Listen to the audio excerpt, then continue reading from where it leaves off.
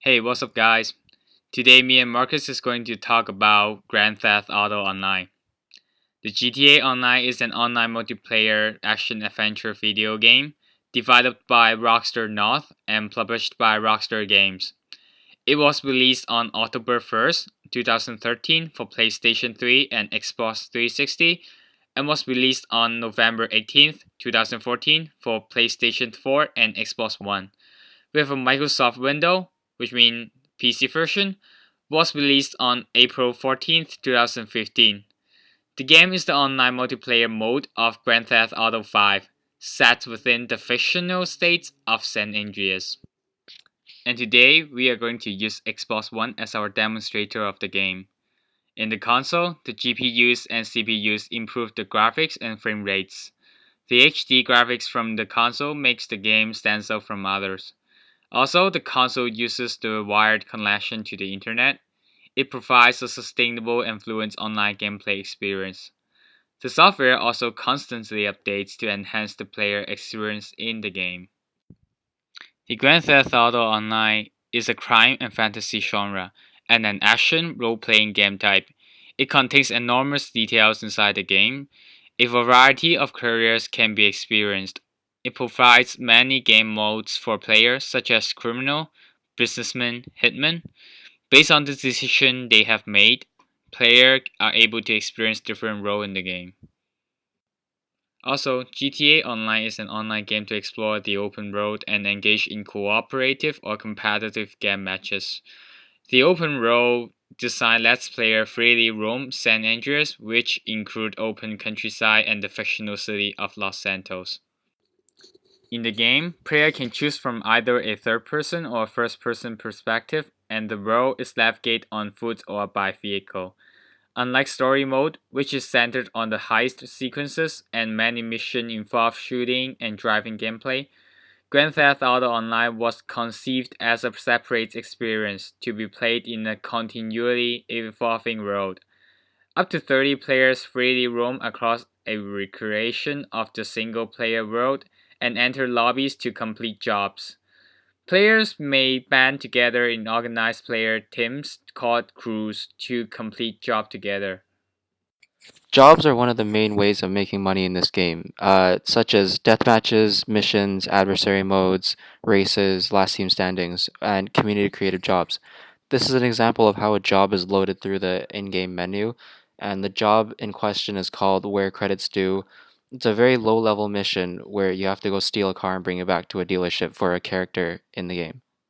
Gamers who really enjoy the fantasy aspect of the motivational model will really enjoy this game because missions like these immerse the player into the alternate reality that this game is set in because of the various characters you interact with in online who all give you different jobs that follow different plot lines, such as this character. His name is Simeon. His plot line revolves around repossessing cars that were wrongfully stolen from him. As shown here, after I've stolen the car that he wants you to bring back, there are some NPCs you can optionally kill, which I choose to do. At the end of the mission, a cutscene will usually play, which draws some kind of conclusion to the mission that has been completed. In this case, Simeon is coming out to greet my character after I've delivered the car he's wanted. After the cutscene plays, the character is rewarded with money and RP, RP being a main source of character progression in this game, as a certain level of RP is required for a player to level up. Now, this is a demonstration of the other main way of making money in this game, and this is through businesses. In this building, I am able to control two of my business streams, which is vehicles and special cargo. Businesses work all in a similar way, which is involves doing a mission to collect cargo and then storing it to sell for profit, which gives you money in game later. At this point, players who also enjoy the community aspect of the motivational model will also enjoy this, because players can cooperate together to help the CEO with these missions, such as special cargo being shown right now, and vehicle cargo, which is all controlled from the same screen. Up to 4 players can help with these missions, and additionally, 4 players can play these special vehicle work missions, which are also similar to the jobs that were shown before. Now, making money from businesses is a two-part process because the first mission involves stealing the cargo and the second mission involves selling the cargo. In this case, I am sourcing cargo from my vehicle business, which involves stealing a car and driving it back to the warehouse, which is a key mechanic of this game. And the mission that goes along with this source cargo mission is to drive the car back to the warehouse without damaging it too much. These missions also appeal to the community aspect of the motivational model because of how other players are notified to your location and are invited to try to attack you and steal the vehicle. Next is on to part 2 of the money making process with businesses. Next, you must go to the computer which controls the amount of stock that you have, usually located somewhere inside the facility, and you must pick what stock you want to sell. Typically, it's easier with more people because you can sell more at a time, and this is where mental skills come into play because you have to plan your route and avoid interference from enemy NPCs and other real players. In my case, I had to go by myself, which was a bit of a risk. And this also involves physical skills, as I have to manipulate the controller in such a way that I don't crash the car and lose too much value. Once I deliver the car, people are no longer able to attack me and I receive the money that I'm working for. As you can see, I crashed the car a little bit, so I lost a little bit of payment, which wasn't a lot. Now that I've got more money, I can go to the gun store and buy some guns. Guns are a major object in this game because they're used for a lot of purposes in this game, in missions, in free roam, and each gun has its own unique stats. And on top of owning guns, you can also customize guns in your own personal workshop, put different colors on them, attachments, generally just things to make them look unique to you. And also, some of these attachments will increase stats, damage, fire rate to give a player an advantage to enhance the experience. Clothing is another major key object in the game alongside guns. This appeals to the fantasy and community side of the motivational model because clothing sets a player apart from one another. So when you're doing social activities with other people, the outfit you're wearing is what sets you apart from somebody else. And it appeals to the fantasy side of the motivational model because you can wear outfits that you think about but don't actually buy in real life. This involves tops, bottoms, necklaces, rings, glasses, hats, any kind of accessory to make your character personalized. The last key object in this game are cars.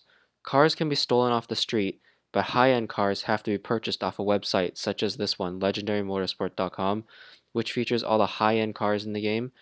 And since some cars are priced so high, it entices people to buy in-game money with real money, but we'll touch on that in a little bit.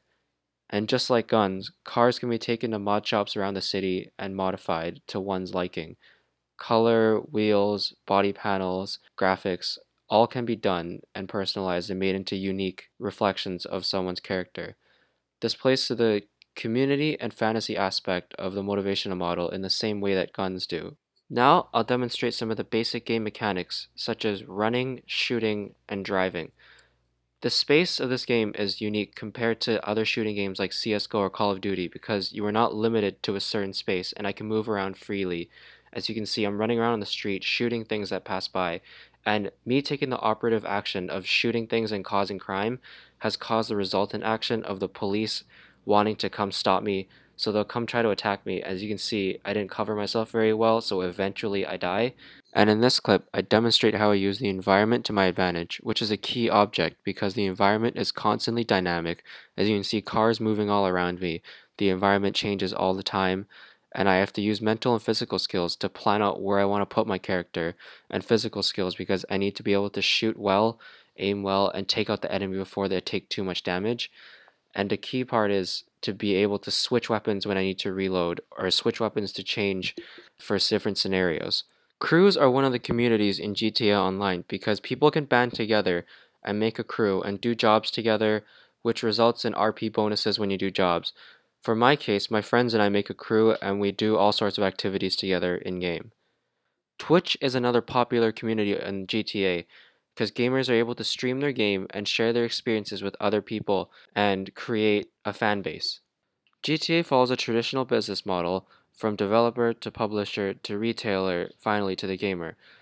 This game is a sold game, which you can buy in stores as a physical copy or on the Microsoft Store as a digital download, and microtransactions, which are shark cards, are in-game money you can buy to speed up the process.